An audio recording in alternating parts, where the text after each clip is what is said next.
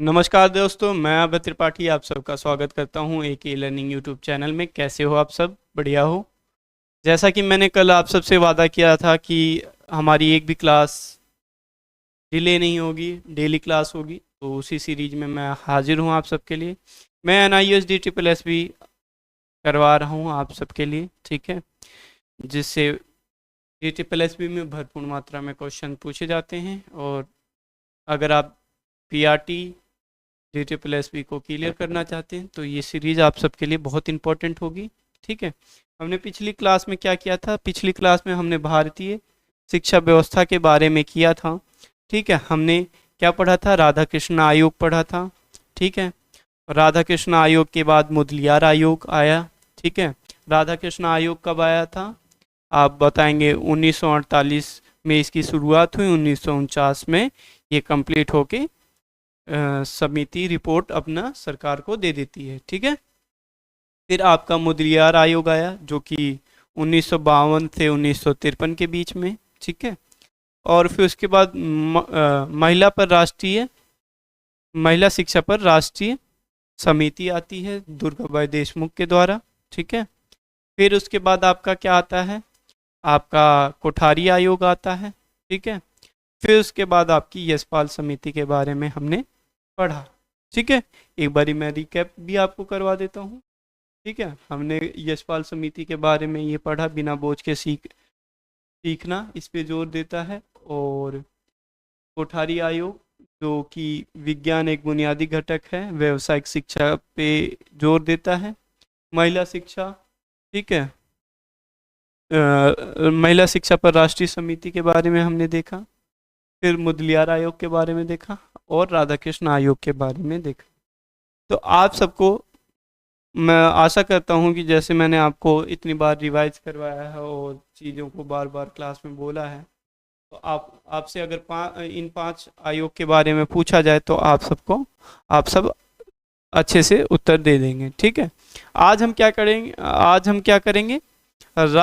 शिक्षा पर राष्ट्रीय नीतियाँ पूरे देश में नेशनल एजुकेशन पॉलिसी कौन कौन सी आई? 3 नेशनल एजुकेशन पॉलिसी अभी तक आ चुकी हैं। एक है आपका 1968 का, फिर दूसरा है 1986 का, तीसरा है आपका 2020 का। 1986 की मॉडिफिकेशन होती है 1992 में, इसके बारे में भी हम पढ़ेंगे, ठीक है। तो भाइयों, आपको इतना समझ में आया होगा राष्ट्र शिक्षा पर राष्ट्रीय नीतियां कौन कौन सी हैं? 3 हैं। डेट इंपॉर्टेंट होती है तो डेट आपसे पूछ सकता है, बता देंगे, ठीक है। 1968 में पहली राष्ट्रीय नीति आई, 1986 में दूसरी, जिसका मॉडिफिकेशन कब हुआ? जिसका मॉडिफिकेशन हुआ है 1992 में। और उसके बाद हम बात करें कि 1920 की जो आपकी तीसरी एजुकेशन पॉलिसी है, ठीक है। आगे चलते हैं, देखते हैं, बेहतरीन तरीके से समझेंगे। राष्ट्रीय नीति कितना है? 1968 के बारे में हम पढ़ेंगे, ठीक है। राष्ट्रीय शिक्षा नीति NNPE, national policy of education, जो एजुकेशन पे पॉलिसी है, ठीक है, जो कि आपकी आएगी 1968 में आई है। कोठारी आयोग की सिफारिश से लागू करना हुआ इसका मतलब कोठारी आयोग की सिफारिश पे लागू हुई है, ठीक है। कोठारी आयोग की सिफारिश पे लागू हुई है। तो कोठारी आयोग की जो रिकमेंडेशन है, तो कुछ रिकमेंडेशन इन्होंने फॉलो किया होगा, जैसे कि क्या है आपकी ये भाषाओं का विकास, त्रिय भाषा सूत्र को अपनाया, ठीक है। 14 वर्ष की आयु तक के बालकों को निशुल्क और अनिवार्य शिक्षा उपलब्ध करवाना। इसका क्या उद्देश्य है कि 14 साल से जो कम उम्र के हैं, 14 साल से नीचे जो हैं, उनको निशुल्क और अनिवार्य शिक्षा मिलनी चाहिए, ठीक है। शिक्षकों की स्थिति है, उन पर उनके सुधार पर जोर दिया जाए और शिक्षक शिक्षा पर बल दिया जाए, ठीक है। समझ में आया? सेवाकालीन में ही, जब आप सेवाकालीन इन द सेंस कि जब आप वहाँ पे हो, आप टीचर बन चुके हो, और उसके बाद उनके शिक्षण पे ध्यान दिया जाए।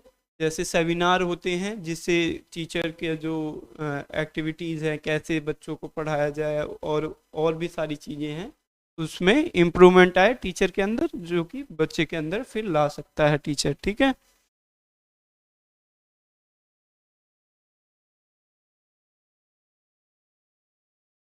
समान शैक्षणिक अवसर प्रदान करना, कि भाई सबको समान शैक्षणिक अवसर प्रदान हो। ठीक है, सबको पढ़ने का मौका मिले। ठीक है भाई। और उसके बाद आपका क्या है, अगला देखते हैं। अगला क्या है, साक्षरता और प्रौढ़ोल मतलब अडल्ट, प्रौढ़ोल मतलब अडल्ट एजुकेशन पर क्या का प्रसार करना। आपकी साक्षरता बढ़े, और जो अडल्ट स्टूडेंट हैं उनकी शिक्षा पर जोर देना। ठीक है। अंशकालीन मतलब अंशकालीन और पत्राचार पाठ्यक्रम पूर्णकालीन पाठ्यक्रम के समान होगा। ठीक है। पार्ट टाइम एजुकेशन और पत्राचार से क्रॉसपॉन्डिंग एजुकेशन जो है वो क्या हो, समान जो पूर्णकालीन पाठ्यक्रमों के समान हो, कि जो आप बच्चा कोई अगर पार्ट टाइम एजुकेशन से पढ़ रहा है, उसकी वैल्यू किससे हो, सेम एज कैसे हो, जिसकी जैसे कि एक बच्चा रेगुलर जाके करेगा वही मान्यता प्राप्त हो। ठीक है, इसके बारे में ये समिति कहती है। ठीक है।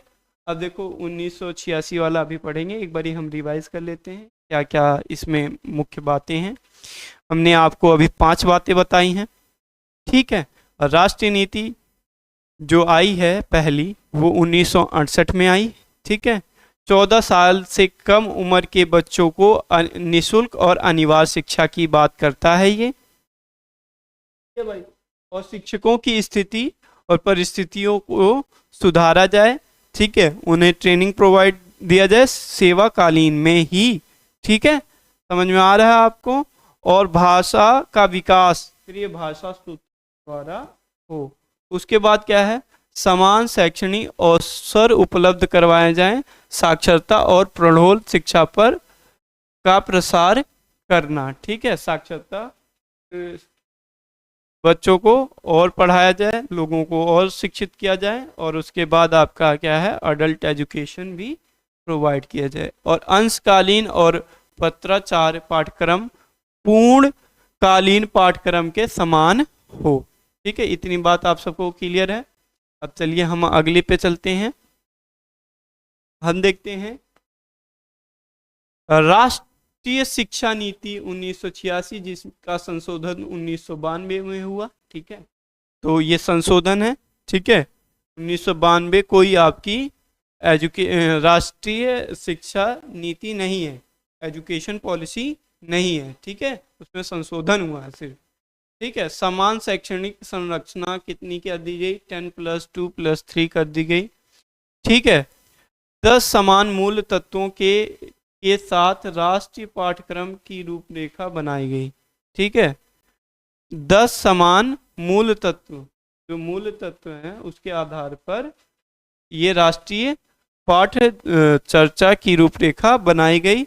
और क्या कहा गया, सभी के लिए समान शैक्षणिक अवसर, जैसा कि आपकी एजुकेशन पॉलिसी फर्स्ट भी कहती है। और प्रौढ़ोल शिक्षा को बढ़ावा देना, अडल्ट एजुकेशन को बढ़ावा देना, ये सेम एज है कि जो आपको राष्ट्रीय शिक्षा नीति जो कि आपकी 1968 में आई थी। ठीक है, और इस टाइप का क्वेश्चन आपसे नहीं पूछेगा कि इसमें बढ़ावा दिया गया है अडल्ट एजुकेशन को, क्योंकि इसमें भी दिया गया है, उसमें भी दिया गया है।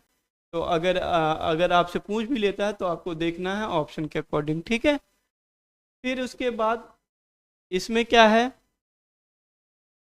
शिक्षा में वैज्ञानिक और तकनीकी विकास का उपयोग करना। ठीक है, वैज्ञानिक जो साइंटिफिक और तकनीकी टेक्नोलॉजिकल डेवलपमेंट का यूज़ करना है, ठीक है। शिक्षा में वैज्ञानिक चीज़ों को यूज़ करना, टेक्नोलॉजी को यूज़ करके उसका उपयोग करके शिक्षा को प्रोवाइड करना है, ठीक है। प्रारंभिक शिक्षा में सार्वभौमिक के लिए ऑपरेशन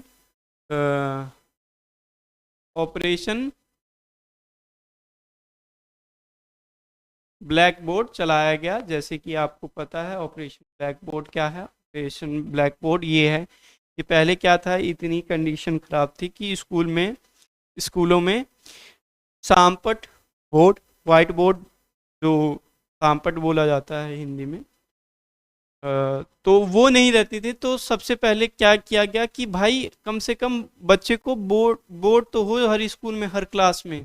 तो उस चीज़ को ऑपरेशन ब्लैक बोर्ड के नाम से जाना जाता है, ठीक है। यहाँ तक आपको क्लियर है ये बातें, हैं भाई? ठीक है। अब देखिए आज की क्लास में हम यहाँ तक ही करते हैं, ठीक है। फिर आपकी अगली क्लास में हम क्या करेंगे, राष्ट्रीय पाठ्यचर्या की रूपरेखा NCF 2005 के बारे में पढ़ेंगे। और उसके बाद हम क्या करेंगे, और भी चीज़ों के बारे में पढ़ेंगे, ठीक है। RTI अधिनियम के बारे में पढ़ेंगे, इन सारी चीज़ों के बारे में पढ़ेंगे। फिर उसके बाद आपका एजुकेशन पॉलिसी, राष्ट्रीय नीति, NEP 2020 के बारे में पढ़ेंगे।